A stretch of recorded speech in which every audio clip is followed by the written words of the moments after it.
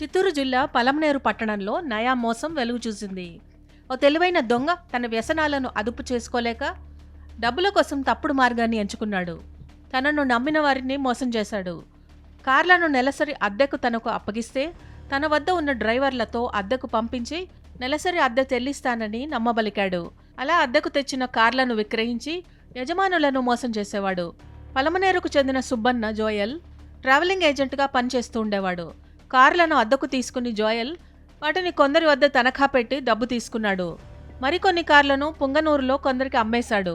సక్రమంగా అద్దె ఇవ్వకపోవడంతో కార్ల యజమానులు ఇతనిపై దృష్టి సారించారు. దీంతో అమ్మకాల విషయం వారి చెవిన పడింది.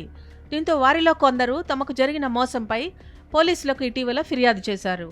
కార్లను అద్దెకు తీసుకుని అమ్మేసిన విషయంపై రంగంలోకి దిగిన పలమనేరు ఐడి పార్టీ పోలీసులు కూపీలాగడంతో అసలు విషయం బయటపడింది. నమ్మకంగా యజమానుల వద్ద తీసుకున్న కార్లను నిందితుడు జోయల్ చాలా సులభంగా అమ్మేసినట్టు తెలిసింది. దీంతో అతడిని అరెస్ట్ చేశారు.